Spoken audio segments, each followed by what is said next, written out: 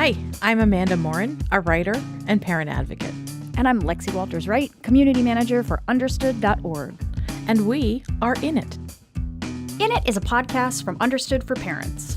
On this show, we offer support and practical advice for families of kids who are struggling with reading, math, focus, and other learning and attention issues. And today, we're talking about what kids with dyslexia go through when they have to read out loud in public and how parents can help.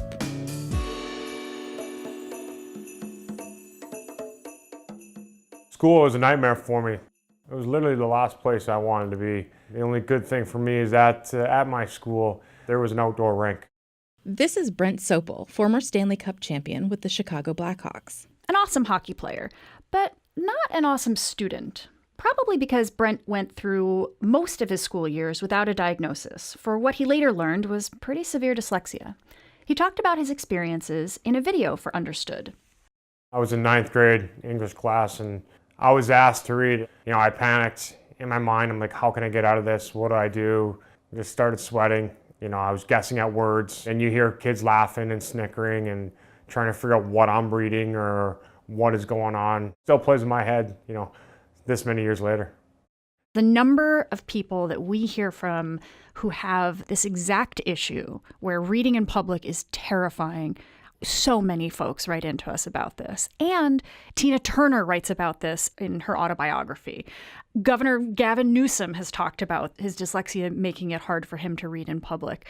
Half of the Shark Tank. Half right, of the people right. on Shark Tank, right? Right. So, Amanda, let's back up for just a second. What is dyslexia and why is reading out loud an issue for kids who have it? So dyslexia is a language-based learning disability because it can affect reading and other parts of language as well.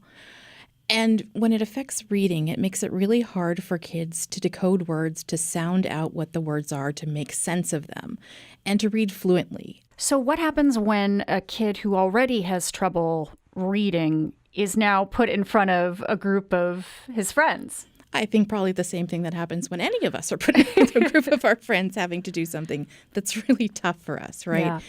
And for parents, I think it's a struggle, too, to see their kids have this. And why do you think that is? Well, Lexi, we're both parents, right? And we know that when our kids are struggling, it makes us struggle, too. Right. And I don't know about you, but when my kids are anxious and uncertain and they're feeling embarrassed, I want to jump in and help them, don't you? Right. I want to build a bunch of walls around him and protect him from everything. Yeah. And you can't solve it for them. And you're seeing their limits and you start wondering, at least I do, I think about my own kids and I start wondering, what's the future going to look like? Right. So we asked you to share your stories about times that your children were asked to read out loud in public. And here's what you had to say. My son recently told me a story about him being in class and knowing that it was on his IEP that he did not have to read out loud. And the teacher asked him to read out loud anyway. And he said no. And she told him he had to. And he said no and just refused to read out loud. I think it's pretty sad that it has to come to that there isn't an understanding that it makes some people very uncomfortable and unsure of themselves. And every student should have the opportunity to express themselves in a way that is comfortable for them. And they should be able to say no if they aren't comfortable with something. So before the winter break, my son's class had a celebration that included an author celebration, and all the parents were gathered. The kindergarten, first and second grades were all gathered in an auditorium, and then they had about 12 of the first graders who were probably the most advanced readers, each read a passage about this winter project the class had worked on. And, I don't think they really thought about what message would that send and how to include children who can demonstrate their abilities and passions in different ways.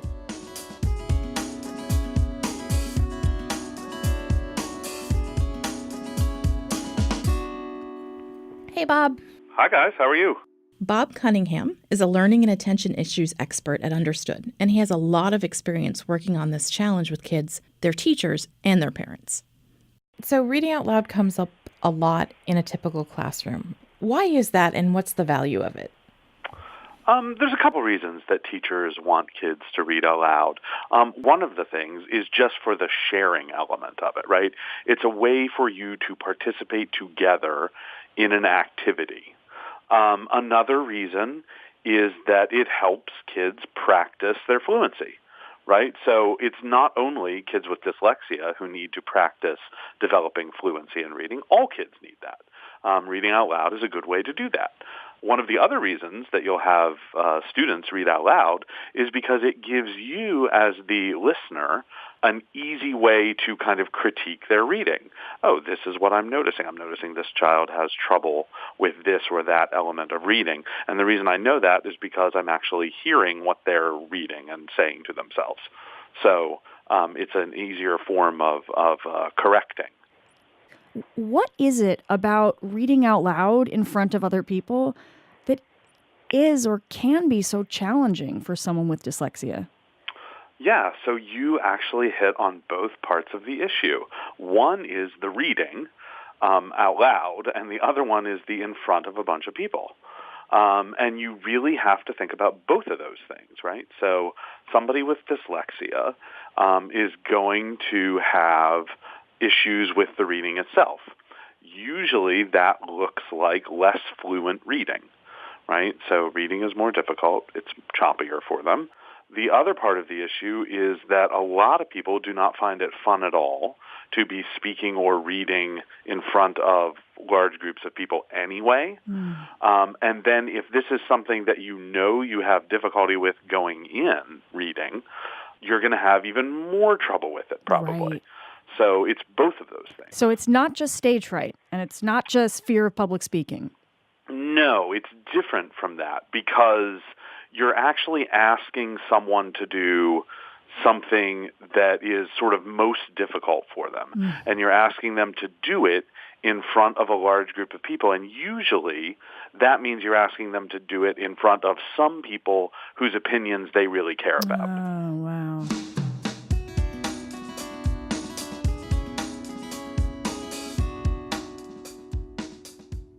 So, as we're hearing, when a child is put on the spot, things can go really wrong. That's what happened to Carrie's son. Carrie, will you tell us about your son, Cameron? Sure. Cameron is 12 years old. He's in 6th grade. He's a great kid. He loves Legos. He loves the drums. He has 2 older siblings and a dog. And he also has dyslexia and ADHD. Carrie had known since kindergarten that Cameron was dyslexic, but his classmates didn't know until one day in 2nd grade. Yes. It was the middle of the school year, and his lovely teacher was leaving for maternity leave. So we were having a baby shower for her in the classroom, and the other students were gathered, other teachers, his teacher, other parents, and we were all giving her gifts for her baby and her send-off. And Cameron had a book to give to her, and all the kids were going in a circle offering their gifts. And he opened the book and was trying to read the inscription he had written on it, which was all the best, comma, Cameron. And actually, I had written it because he couldn't write at that point either. And I did not go over it with him in advance. It was kind of a last-minute mom rush thing, to be honest. And we've all been there. Yep. Yeah. And it was his turn, and he struggled through all the best. And then he couldn't read his name, Cameron, and it was obvious that that was going to be the next thing to read, and all the kids noticed, he should be reading his name right now, and he wasn't reading it. And one child said, "That's weird, why can't you read your name?" I don't think the child said it to be mean or rude or to embarrass Cameron. I think the child just didn't have an awareness. It was just weird. Something they didn't understand, and so they just kind of called it out. And Cameron, it was just abject humiliation, and he wasn't looking at anyone. And then I kind of looked, met eyes with some of the teachers that I knew, and everyone was aware it was an uncomfortable, challenging, painful moment for Cameron. And so one of the teachers just said, "Okay, who's next?" And we just moved it along to change the attention and focus to the next kid and take it away from Cameron. Were you grateful for that?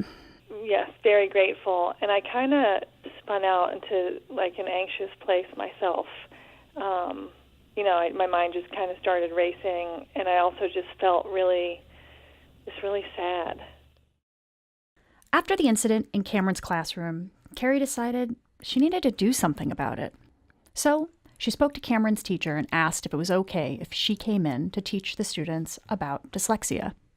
So it was in the morning. It was probably after their circle time, around 9 o'clock. So we were all sitting together, and I said, "So I'm here to talk about how all of us are born on the planet, and some things are easy for us naturally, and some things are hard for us." And I gave some examples for myself about how some things that come easily for me, like reading and writing, are great, but one thing that's hard for me, for example, is, drumming or Legos. I'm terrible at both of those. and I opened the floor to Cameron, and Cameron said, "What comes easy for me is Legos and drumming, but I also have dyslexia, so it makes reading and writing challenging for me."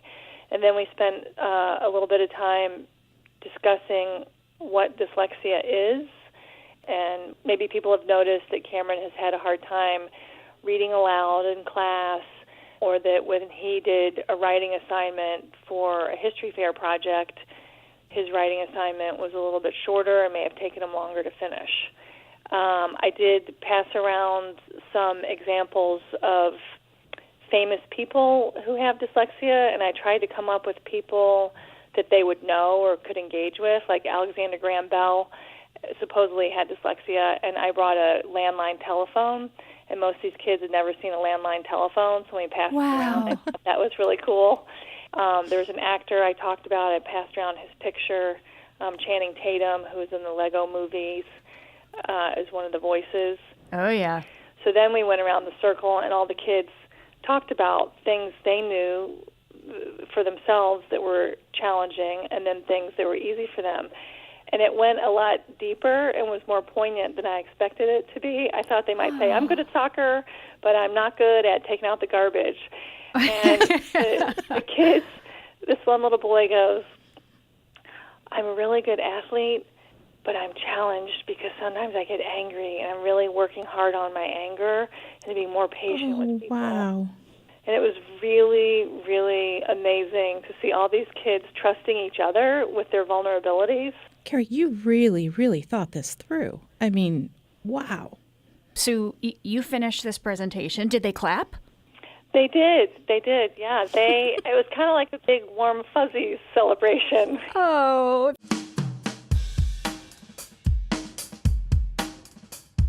Bob, is there some advice or strategies that you have that we could give a student who has major anxiety around the idea of reading out loud in public? Yeah, so the couple things are, first of all, talk to the adult, right? So if you're a child and you have dyslexia and you know that reading aloud is going to be challenging for you and it makes you anxious even thinking about the fact that you may have to read aloud, talk to the adults who are involved and let them know that. Just say, "Look, I am nervous about this. I'm more nervous than most people because reading is difficult for me to begin with."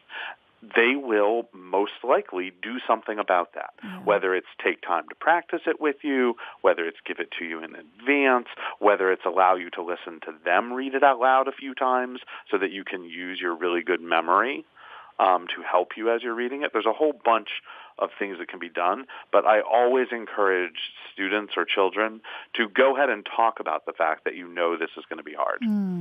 Can you think of a story or a time when a student who had reading issues or maybe dyslexia came up with a really creative or resourceful way to participate in an assignment that did involve reading out loud?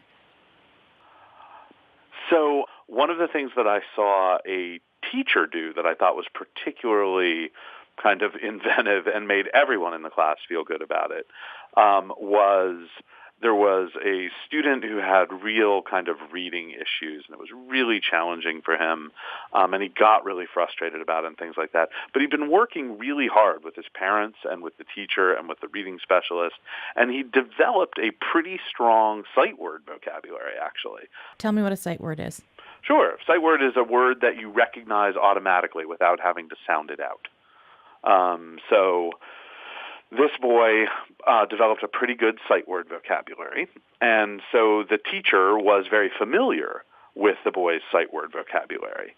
So she went and underlined in the book the words that she knew he knew. Wow.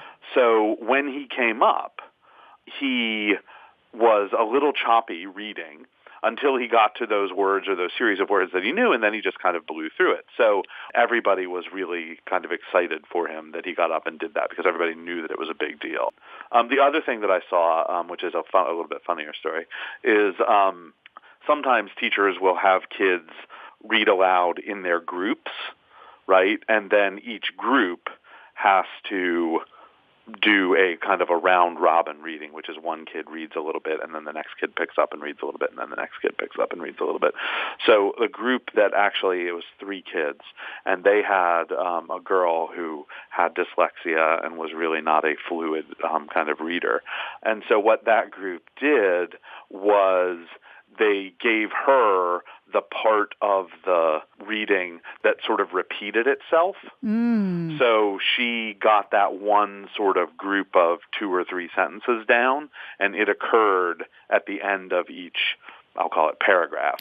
So as the one girl read, she would read a piece, and then the kid with dyslexia would say that piece that she knew, and then the next kid would read a piece, and then the kid with dyslexia would say that piece that she knew, and then the third kid would read a piece, and the kid with dyslexia would say that piece she knew. Wow. And so it was actually, the way that it worked was really smooth and nice, and everybody really appreciated the creativity.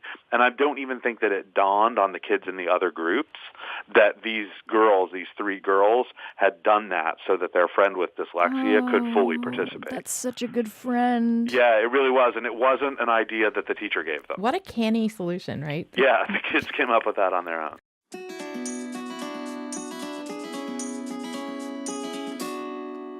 Carrie, what did you do directly after this? Did you get back to your car and, punch the air? Yeah, and then I got really nice feedback from the teacher who said that the kids really enjoyed it, and that really helped do exactly what we had hoped, was just kind of heighten everyone's awareness and have a little more empathy for each other, so people just be a little nicer. Thank you so much for your time. Thank you, Carrie. Thank you so much.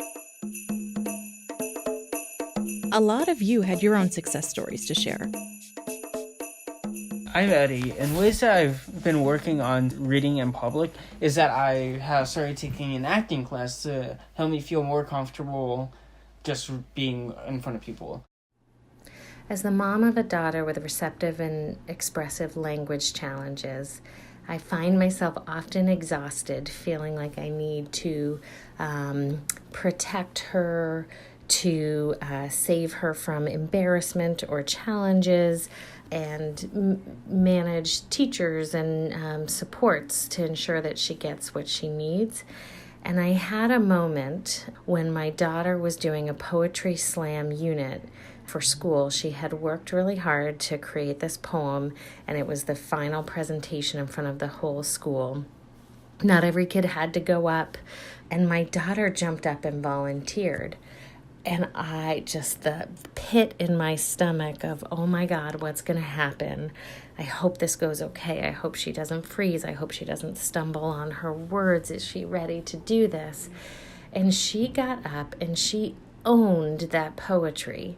And I realized that her speech teacher had been practicing with her, had worked on the poem with her, and built the belief in her that of course she could get up in front of the school and do it. And it was such an aha moment for me as a parent. We can become so protective and lose faith in everyone else involved that sometimes I just need to trust my daughter, and that if she wants to take risks, it's not on me, and it's amazing, and it's such a pivotal moment. Bob, do you think reading out loud should be optional? So I do think reading out loud in front of large groups should be optional. I think it's something that you should practice. I think it's something that you should build up to, right? And I do think it should be optional. I think it's perfectly fair and understandable for a teacher to ask a student to read aloud to them so that the teacher can identify errors and, that kind of stuff. So if they're going to use it as a real teaching tool with the student, I can see having it not be optional. But reading aloud in front of a bunch of people, I think, should be optional. Bob, does it get easier to read out loud over time? So the saying is that success builds confidence, right? So as kids read aloud more and have success with it, they get more and more confident. I don't know if it becomes actually easier for kids, but it certainly becomes more comfortable. Got it. If you prep them a little bit for kind of what's the worst that can happen, right? The worst that can happen is you're going to stumble around when you're reading. You're going to misidentify words. You're going to read the wrong words. It's not going to be fluent as you're reading. All of that sort of stuff, right? So if you are working with a student or if your child is far enough along in understanding the challenge that he or she has with reading, that kind of work can be really, really helpful.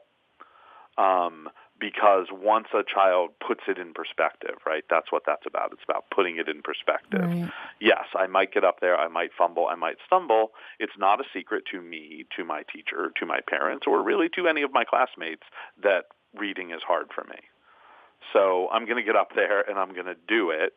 And if I call out a wrong word and it ends up being funny or something, I'm going to laugh along with everyone, because it's really not that big a deal. That's such right? a good reminder. So if your child is up for that, like if they're at that point of self-awareness and if they're at that point of acceptance that this is hard, you can, in fact, apply some perspective to the situation, and then it just becomes something else that you're going to do. It also helps a lot if teachers don't make a huge deal out of it. Like, it's not the Inquisition you're going up there in front of the class for. It's just to read a passage. Bob, that is totally awesome. Yeah. It's not the Inquisition, huh? No, but you don't want to. So the danger is you don't want to diminish or minimize the anxiety or fear or challenge that this presents for a kid with dyslexia. So again, you have to do a lot of work to get a child to the place where they're willing and able to go up there and just sort of go with the flow, but it can be done.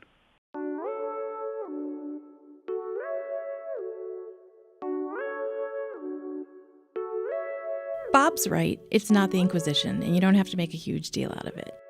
And as Carrie told us, she was able to go in and really tell cool stories about people who had dyslexia. Right. And I just love that she brought in a landline phone and that nobody knew what a landline phone was. Right?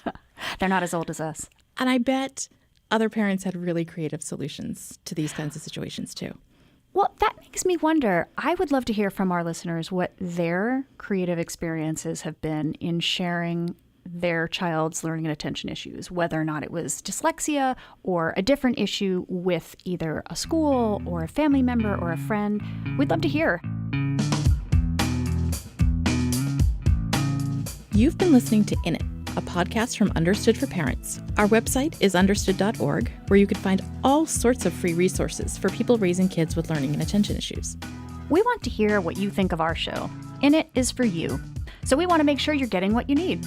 Go to u.org/podcast to share your thoughts and also to find free resources. That's the letter U as in understood.org/podcast. And if you like what you heard today, please tell somebody else about it. Maybe even your child's teacher. You can subscribe to In It on Apple Podcasts, follow us on Spotify, or keep up with us however you listen. Between episodes, find Understood on Facebook, Twitter, Pinterest, and YouTube. Or visit our website, u.org/podcast. That's the letter u.org/podcast. We hope you'll come back next episode. We'll be talking about when people choose to talk about their kids' learning and attention issues, and when they keep it a secret. So at that stage, to have to disclose, well, I have learning issues, or I process information slowly, or I can take you out to a date, but I need more time to calculate the tip. It can be really embarrassing. If you have stories about when you do or don't talk about your child's learning or attention issues, you can call and leave a voice message that we just might use on the next episode of In It. You'll find that number at u.org/podcast. And a big thanks to everyone who left messages about their experiences reading in public, including Kelly, Roxanne, Tara, Brian, Carrie, Ayelet, Angela, and John. Our show is produced by Blake Eskin of Noun and Verb Rodeo, Julie Subrin, and Julia Botero. Mike Errico wrote our theme music, and Laura Kushner is our director of editorial content. In It is a production of Understood for Parents. Thanks for listening, everyone, and for being in it with us.